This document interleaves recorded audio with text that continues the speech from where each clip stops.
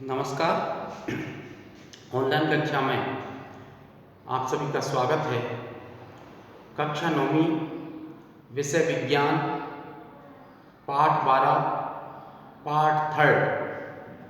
जैसा कि पहले मैंने बताया था कि ध्वनि के संचरण के लिए माध्यम की आवश्यकता होती है। इसके लिए इसका एक सत्यापन करेंगे, प्रायोगिक सत्यापन करेंगे। इसकी चर्चाएं आज अपन करने वाले थे और इसके बारे में पहले मैंने इंडिकेट कर दिया था। जैसा कि आप जानते हैं कि किसी ध्वनि को सुनने के लिए 3 मूल बिंदुओं की आवश्यकता होती है।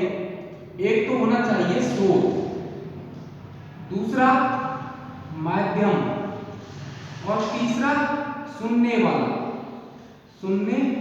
वाला। ये 3 अपन को ध्वनि को समझने के लिए 3 माध्यमों की आवश्यकता है।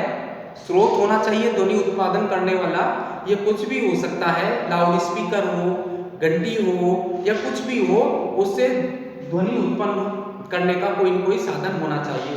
दूसरा होना चाहिए माध्यम यदि वायु है, जल है, ठोस है, कोई न कोई माध्यम होना चाहिए। और तीसरा उस ध्वनि को ग्रहण करने वाला, जैसे मनुष्य के कान उसको ग्रहण करने वाले होते हैं।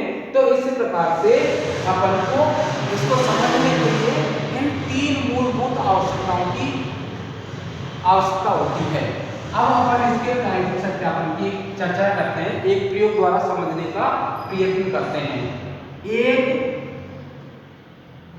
इस प्रकार का उपकरण होता है जिसके अंदर ऊपर की ओर एक विद्युत घंटी लगा दी जाती है।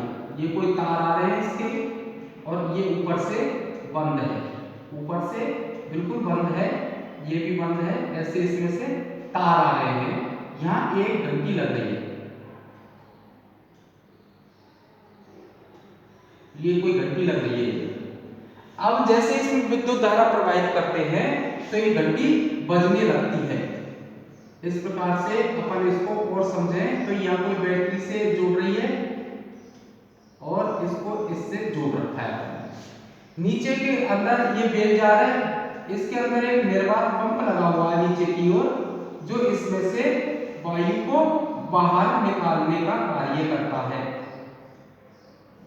इस प्रकार का कोई यंत्र है। अपन देखते हैं कि जब इसमें विद्युत धारा छोड़कर विद्युत धारा प्रवाहित करके और इसमें घंटी को बजाया जाता है तो अपन देखते हैं इसमें आवाज अपन को सुनाई देने लगती है।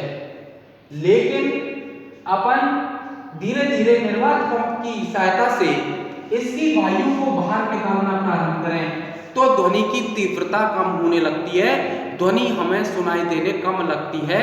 इस प्रकार से जब इसमें से पूरी वायु बाहर निकल जाती है तो हमें ध्वनि सुनाई नहीं देती। इससे यह सिद्ध होता है कि जब किसी ध्वनि का उत्पादन होता है तो उसके संचरण के लिए माध्यम की आवश्यकता होती है। इस प्रकार से अपन इसको प्रायोगिक सत्यापन द्वारा समझा सकते हैं। पुनः एक बार फिर देखें, कोई बेल जार है जिसमें नीचे की ओर निर्वात पंप जुड़ा हुआ है, ऊपर विद्युत धारा का कोई स्रोत जुड़ रहा है। इसको जब इसमें विद्युत धारा प्रवाहित, कुंजी दबाकर विद्युत धारा प्रवाहित की जाती है तो घंटी की आवाज सुनाई देती है। जैसे जैसे अपन निर्वात पंप से वायु को बाहर निकालते हैं तो क्या होगा, वायु बाहर होती है तो ध्वनि सुनाई देती है। बेल जार से वायु को भरी होती है तो हमें ध्वनि सुनाई देती है। किंतु जब निर्वात पंप को चलाकर निर्वात पंप को इसको चलाएं तो वायु को निकाला जाता है तो ध्वनि कम होते होते बंद हो जाती है। जब इसमें से पूरी वायु बाहर निकल जाती है तो हमें ध्वनि सुनाई नहीं देती। अतः अपन इससे कह सकते हैं कि ध्वनि के संचरण के लिए किसी न किसी माध्यम की आवश्यकता होती है। अब ये माध्यम कौन सा होगा, ठोस, द्रव, गैस, कौन सा, कोई सा भी माध्यम हो, ध्वनि के संचरण के लिए माध्यम की आवश्यकता जरूर होती है। अब इसके बाद में अपन देखते हैं,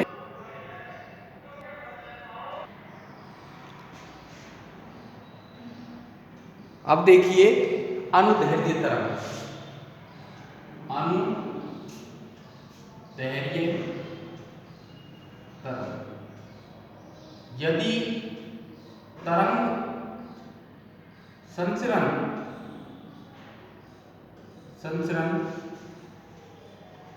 में कण तरंग संचरण की दिशा में तरंग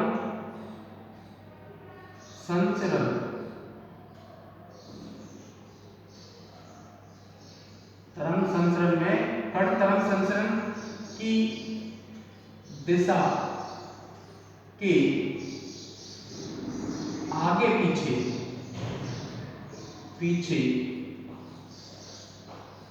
कंपन करे तो उसे अनुदैर्ध्य तरंग कहते हैं। देखिए, मान लो कोई स्प्रिंग है, मान लो तरंग संचरण की दिशा कैसे हो गई, मान लो ये स्प्रिंग है और ये स्प्रिंग को खींचा जाए, छोड़ा जाए, तो अपन देखेंगे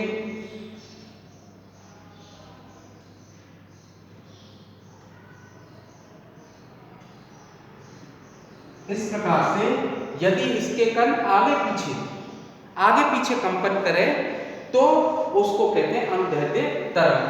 जैसे स्प्रिंग को खींचने पर आगे पीछे स्प्रिंग के बलन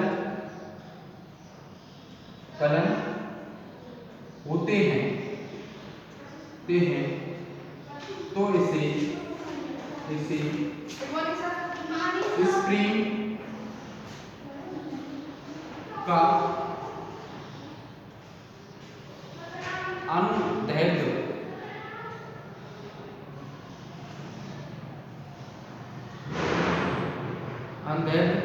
विस्थापन कहते हैं। अब ध्वनि है, मतलब स्प्रिंग को खींचेंगे तो इसके कण कैसे करेंगे, आगे पीछे इस प्रकार से जो कण उसके कंपन करते हैं उसको अनुदैर्ध्य तरंग कहते हैं। और ध्वनि तरंग कैसी है, ध्वनि तरंग अनुदैर्ध्य तरंग होती हैं। जहां स्प्रिंग में बलन दूर होते हैं उसको बेलन कहते हैं और जहां पास होते हैं उसको क्या कहते हैं, संपीड़न कहते हैं। इस प्रकार से अपन अनुदैर्ध्य तरंग के बारे में समझते हैं। इसके बाद में अपन कल चर्चा करेंगे। जब तक के लिए धन्यवाद, नमस्कार।